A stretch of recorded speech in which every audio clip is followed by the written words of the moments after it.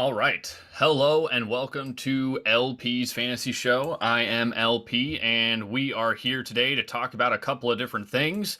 It just so happened that I was going through and updating the ADP draft board for the Underdog Best Ball Mania 3 tournament um, and decided to kind of go through and take some notes because one thing I wanted to do was just update it in general, but also something that I was doing was going back to the first ADP draft board and seeing how, players' ADPs have changed, all the way back from like May 19th, I think this one was started on. And we're now basically 2 months removed from the start of the tournament, and things have changed. Things have changed quite a bit. And so I was kind of going through and looking at players who have really, really, skyrocketed in ADP and players who have really, really fallen in ADP. As I'm doing that, and I get home from work, and I get, the alert that Julio Jones is signed by the Bucks. Kind of want to break that down here a little bit, and especially what it means here for Brady's ADP. Brady, for whatever reason, started out in the 7th round all the way back in May, and you can see him here, actually in the 6th round. And end of the 6th. So I basically considered the 7th, and now he's at the end of the 8th. I thought it was the 9th there. He's almost in the 9th round. Sorry, he's at the beginning of the 9th. So started in the 6th, and he's ended up in the 8th. He's dropped a full round, and I don't think that's anything with Brady. We've seen Burrow drop, and I think Brady was mainly dropping simply due to the closer and closer we get to training camp, the less likely it is that Chris Godwin's going to be playing here. So I think this pushes Brady's ADP back up to where it was, closer to the 6th round, closer to the Joe Burrow range. If that is the case, it makes me like Joe Burrow even more. And I've got Joe Burrow currently as a money play. And we can talk about that here in a second. But let's talk about Julio Jones to the Bucks. This is huge. This is huge for Julio, for the Bucks, for everyone involved. I'd actually like to first start talking about this in reference to the Packers. I am a Packers fan. You can see the cheese head right here. And I'll admit, this is disappointing. This is exactly why Rodgers has been upset in the past. This is exactly what I expected from the Packers, who have always been so hesitant to dip their toes into the free agency pool. And, they have a philosophy to build through the draft, and I get it. And when they have dipped their toes into free agency, it's been a track record of, somewhat success and somewhat not success. Charles Woodson, obviously a great success. Jimmy Graham, I didn't think that was the greatest ad when they did so. And so they rarely do so. And I was hoping that Julio Jones would be one of the times that they do dip their toes into free agency. And of course they didn't. And instead, the team that's doing what they're supposed to, supporting their quarterback, supporting the GOAT that they have, they go out and get Julio. The same team, which, by the way, in the same situation that caused Rodgers to be upset in the first place. So, the Packers, reported by Schefter, were evidently in on Julio Jones, but the Bucks were willing to go the extra mile to go get Julio. And that, to me, explained why Julio was unsigned. I think Julio, in his eyes, still thinks of himself as Julio, and was going to wait until maybe a team was desperate, or he was going to get the value that he believes he deserves. And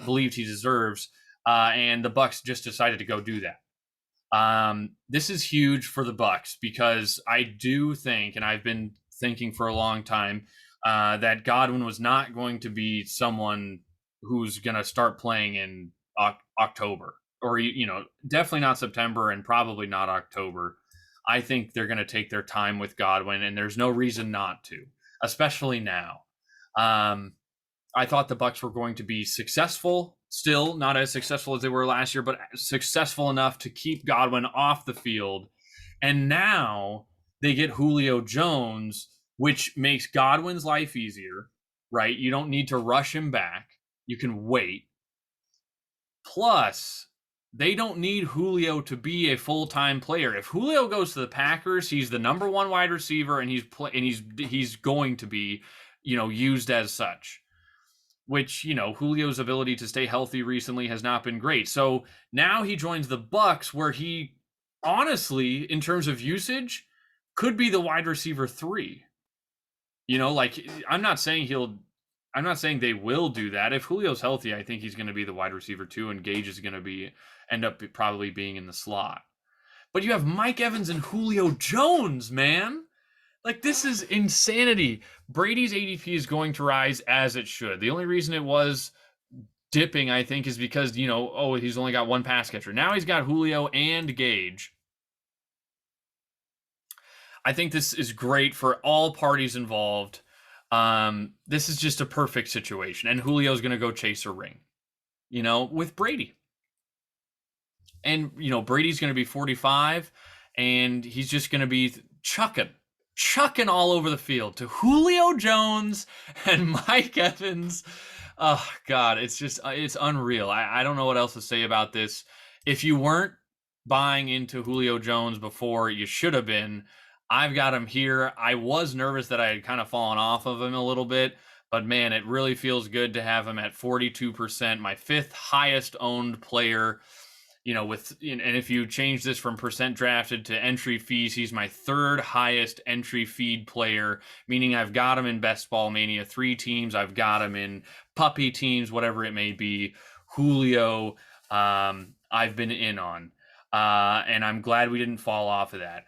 Julio's ADP is going to skyrocket. He is easily going before the 10th round. I don't know what else to say. If he's getting to, even if he's taken in the 12th, that's such a huge value for getting him in the 16th. And we've been getting him pretty late for, most of the process here. Where was Julio on this page here? I've got Julio right here. And Julio again, it should have been a money pick for the entire time. I haven't had him as a money pick, but as a guy that I like drafting late. And, this ADP is going to skyrocket. So if you missed out on Julio, you missed him. You missed him compared to these other teams who are now going to be drafting him in the 12th round, where they're going to be missing out on guys like maybe Tolbert or Hines or Dotson or Henderson or whoever else, Gus Edwards, Matt Ryan. Now you're going to be missing out on some of these other players. I've got teams with Julio and some of these other guys. You're going to be getting teams with Julio and some of these guys down here. So, hopefully you got some Julio Jones shares.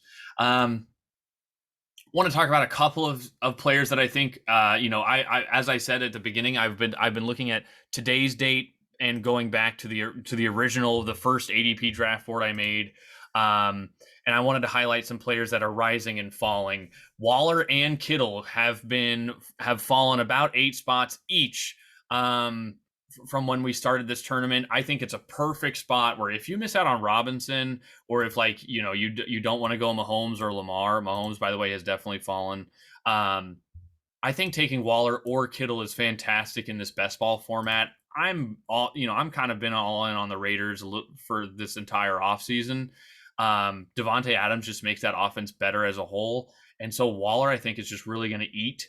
And same thing with Kittle, where I think with, Trey Lance is for sure starting, who, by the way, is one of the risers in this process here over the last couple months. Lance has really risen. If you didn't draft Lance, you missed out on Lance. And I don't think I have a ton of Lance, unfortunately. I wish I had more. But Kittle, his ADP has fallen for some reason. I'm not sure. I think Kittle and Ayuk with Lance starting, I think is just fantastic value at the moment. But these two guys, especially in a best ball format where they're going to start for you no matter what. And these are guys in redraft that you're probably going to set into your lineup every week. The only reason I don't necessarily like Kittle in redraft right now is, yes, we could see an explosion of touchdowns with Lance coming onto the scene here and taking over the starting role. But, Kittle wasn't necessarily super consistent last year. And I think that could continue, especially if Ayuk and Debo and Kittle are all healthy. And so, Kittle is okay in redraft, but I like him a lot better in best ball. And so I think that's a couple of guys you should be taking. Robinson, actually, when this process started, he started in the middle of the fifth round. He's now creeping up closer to the middle of the fourth, but it's not enough where like he's still the back end of the fourth, and it's about 8 spots. So I'm still okay with taking Robinson there. Burrow has fallen in ADP a little bit, not by a round or anything like that, but early sixth, now late sixth. And I think Burrow has a chance to be just as good as, production wise as Justin Herbert. So I think, Burrow's a money pick right now. Let's talk about Deontay, who's fallen about a round, was getting taken in the third, and he's now in the fourth. Pittman was a guy I expected to be, to see negatively after this process, but he was getting taken in the third at the beginning anyways. Here, or late third, now he's getting taken early third. Okay, not the end of the world to me. The one that I think I'm going to take the advantage of the most, and as I'm drafting over these next few weeks, I've kind of slowed down on drafting. I've kind of been preparing for my home league a little bit, kind of getting strategy nailed down there. And I've obviously taken some breaks in between here. I took a month in between 2 ADP boards, and I've taken about a half month in between. And I'm glad I updated it today. Of course, I didn't update it yesterday and draft yesterday because, now Brady's ADP is going to skyrocket. But Skyy Moore has fallen 2 rounds. Back in the first ADP draft board, Skyy Moore getting taken in the 7th, middle of the 7th. Now he's getting taken middle of the 9th. That's huge. And, I think that's, I wasn't necessarily out on Skyy Moore at the 7th round price tag. It was a little bit rich, I think. But now at a 9th round price tag, and honestly, all of the rookie wide receivers have fallen a little bit.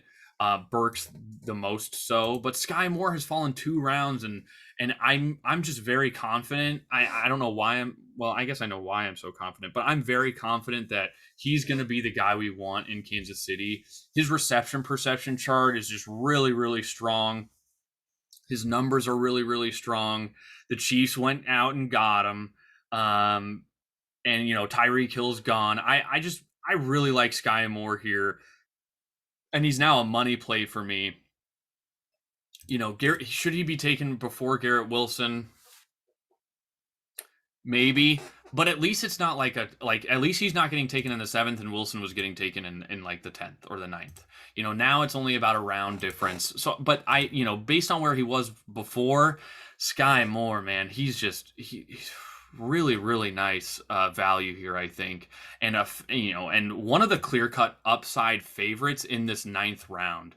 You can make an argument for Buccs, and I am a little bit more on him, considering how far he's fallen, especially just because of the conditioning stuff. I think he'll get into shape and he'll be fine. But Skyy Moore, man, in the KC offense, he's now getting taken as the last wide receiver of the big 3 that they've got. I don't know. I'm just really in on Skyy Moore. He can play all over the field. I'm really in on his abilities to be successful. You might not see it at the beginning of the year, that post-bye rookie bump maybe is someone that, he's maybe someone that benefits from that. But man, just an unreal value. Knox started out in the 8th round, and you can kind of see that here right at the beginning of the 8th round. He's fallen a little bit. We've talked about why I believe he's such a great value, especially in this best ball format. And honestly, a value that I'm like targeting in redraft leagues too, because I think he could, like, if you miss out on those elite tight ends, like these guys, you're going to be starting every week. Same thing with Knox. If you draft him, but you take him in the 9th, you're going to be starting him every week. And I think you might get more consistency, but you'll probably get similar spike weeks. More so with Kittle, compared to Waller. Knox compared to Kittle, I think, is closer than Knox compared to Waller. I've kind of been on that where Waller is higher. And in fact, I've even got Pitts after Waller in redraft. But very close to each other. So Knox, I'm still kind of in on. Let's look at some of the other risers here. Saquon has obviously risen a bit. Originally getting taken in the 3rd round, middle of the 3rd round, early 3rd round, and now he's getting taken in the middle of the 2nd. That's a pretty big jump. But I was already okay with taking Saquon ahead of a bunch of these guys anyways. So I don't think there's anything wrong with taking Saquon still. CEH, interestingly enough, after a little short rise there, I think he was going in the 7th. Where's he at? You can see CEH here taken in the early 7th, and now he's getting taken in the early 8th. He's fallen around in a short amount of time. I think that's weirdly interesting, and definitely a value I want to try to hone in on. George Pickens has fallen. His ADP started in the 12th round here, and he's fallen all the way to the 15th round, 3-round drop. And, I don't think that's necessary. It's very interesting. There's a chance that, and I was in on Claypool at the beginning of the year. You can kind of see where I've got Chase Claypool here as a money play. There's a chance that George Pickens is the number 2 wide receiver for this team, and Claypool steps off the field in 2 wide receiver sets. I think there's a legitimate chance that happens. Pickens' reception perception profile was not bad. He really and he really was good at beating press, and I think he was good against man. And Claypool's reception perception profile last year was really, really bad. Now, the argument is, well, it was Ben Roethlisberger. Well, reception perception isolates the success of the wide receiver from the quarterback. So your quarterback could be Aaron Rodgers, your quarterback could be Ben Roethlisberger. Your numbers are going to be the same. It's your ability to run routes well, your ability to separate, all of those things factored in, your ability to beat press, beat zone, beat man, how often are you doubled, things that isolate quarterback play away from the situation. And Claypool's were like really, really bad.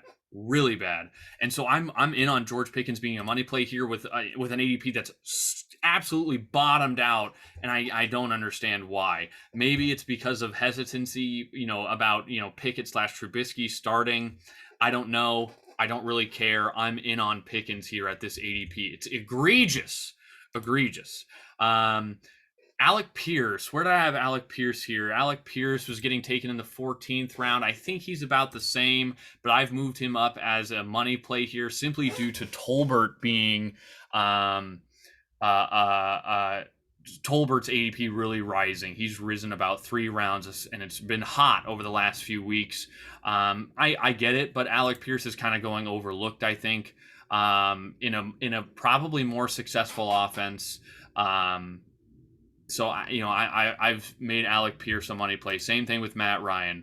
The Burrow and Ryan money play changes basically came to fruition simply due to did I have Burrow as a money play? I did have Burrow as a money play last update, and his ADP has not moved whatsoever, and it makes me feel even better about it simply due to the fact that if you haven't done so already, I would subscribe to Brandon Thornton's Substack. I'm personally not subscribed, but I did see a tweet, someone referencing his work.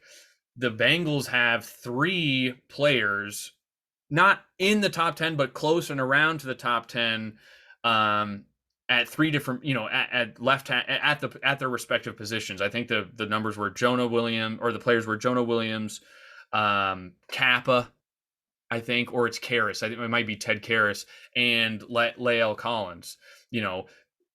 I've talked about before, even an average offensive line for Joe Burrow is a massive upgrade. So I was already kind of in on him. The weapons. Mike Sando of The Athletic came out with his quarterback tier, something he does every year, where he basically interviews, executives and head coaches and personnel guys around the league, about 50 people, and they all vote on, whether the quarterback belongs in tier 1, 2, or 3. Yeah, and there might be a 4th. But a tier 1 quarterback, is like guys like Rodgers and Brady and I think Herbert's up there too. But guys, there's a certain criteria that these guys need to meet, and the criteria is strong. And Burrow was in that top tier. And I'm believing in him. I believe he could produce the same as Herbert. I don't think that's insane to say. They're probably going to throw more. He has better weapons. I don't think there's physically, sure, Herbert is a little bit different than Burrow, but mentally, I think Burrow is really fantastic and can throw. It's not like Burrow's Mac Jones with like a noodle arm. Burrow can throw it deep, can throw it accurate. He's cerebral. I'm all in on Burrow. Matt Ryan, on the other hand, has fallen a little bit. I mean, he was getting taken. Matt Ryan, where was Matt Ryan? Well, actually, he hasn't fallen a lot, but he was getting up into the 13th, I think, for a little bit there. Nope, hasn't really risen too much. But Matt Ryan, to me, was in the tier 2 of quarterbacks. That includes quarterbacks like Lamar, Kyler, Dak, Stafford, Carr. These are all guys, and I get why people might scoff at the idea that Kyler or Lamar are these tier 2 guys. Their ability to throw, their ability to stay healthy, their team's success is also factored into this. So Lamar and Kyler suffer a little bit in that sense, but we also have to remember that fantasy does not mean the same thing in terms of NFL success and on-field success. I personally would have Lamar up in tier 1 because he is that dynamic, but in tier 1 you can't be like a defense can't take something away from you and then you drop down in production. Like, the defense basically has no choice but to surrender to your every will, and that's guys like Rodgers and Mahomes and Brady and stuff like that. But Matt Ryan was in the tier 2 of guys with those lists, and there's not a single guy I mentioned before. Carr, Stafford, Kyler, Lamar, whoever it may be, all of those guys are getting taken round 9 or above. And Matt Ryan is getting taken in round 14. 14! It is outright insanity to me. Matt Ryan is a guy who, if you wanted to make him your quarterback 1 on your underdog team, I don't think that's outrageous at all. I've talked already about how Carson Wentz was the quarterback 14 last year, and that was Carson Wentz. Now we have Matt Ryan with another year evolved of Michael Pittman, an offensive line that's probably better due to signing draft picks and stuff like that, free agency. Even if it isn't, it's just got to stay the same. Alec Pierce now gets into the fold. Paris Campbell should be healthy. Another year of Jonathan Taylor. Nyheim Hines should be more of a weapon. Matt Ryan is just set up for success, I think, and they're going to run away with that division. I think it's pretty obvious they're going to do so. Zack Wilson, I'm kind of hesitating on making a money play. I think I did on the last set. Yeah, Zack Wilson and Mac Jones. Mac has risen in ADP. It seems like actually not a little bit, not a ton, but Zack has definitely fallen even more. Once again, I just like the situation around him. I'm kind of just in on it. Maybe he shouldn't be a money play. I'm thinking of just a guy that I really, really like in this round. I understand the risk involved in this pick, though, and I think maybe there's some other guys like Mac Jones, George Pickens. If you're here, you take Alec Pierce. I think there's some guys the guys in this range aren't great. We're talking about Darrell Williams, Marlon Mack, James Robinson, Sammy Watkins. Ugh, God. So I'm kind of still on Wilson. Goff, I've made a money play because Goff, he could pay off 10th round ADP value. Maybe he's as good as Kirk Cousins this year. I doubt it, but he could be pretty good simply due to the fact that the Lions have a better support system around him. He has a fantastic offensive line. I think in the general public, people underestimate how good the offensive line is for the Lions. The weapons are more, another year of Amon-Ra St. Brown. Hawkinson could take another step. DeAndre Swift, another year.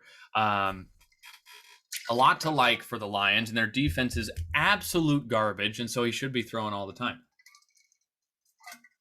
I'm not in love with it. I'm not in love with it, but, in terms of, should he be taken in the same round as Wan'Dale Robinson and Cameron Braid and KJ Hamler? No. And you could probably say the same thing about Tannehill, but I don't believe in Tannehill. I believe more in Goff. And I believe in the Lions. So, all in all, these are some of the updates here. I've kind of got some notes about a lot of players. Etienne is a guy who's definitely risen over this tournament's time span. Couple additions to the money players here. Julio's probably no longer going to be a money play. He might be a guy I'm just completely out on. He would have to basically go back to original form. Mike Evans would have to get hurt for him to be a money play at the ADP that I think he's going to settle in at. I think it's going to be in this range here. maybe the 11th, because I could see Gage's ADP, who, by the way, started in the 9th round and is now up to the 6th round. I see Gage's ADP falling hard, and hopefully we can get some of that. Hopefully it drops back down into this range too. I think both Julio and Gage are going to fall back down into this range. But, man, Julio's going to get really, really up. So Julio will probably no longer be a money play for me. And you know what? I'll just do it right now. Because I know it's going to change. I'm not going to take Julio here. I've already got my shares of Julio, and I'm just going to leave it. I don't think it's worth necessarily going out of your way to go get a Brady Julio stack. Maybe it is. Maybe I'm wrong, but I'm going to play it this way for now. If you've listened thus far, thank you so much for listening. I will probably continue to put some videos out there. We're getting closer to draft season here. It's almost August, man. It's almost August. We're almost a month away.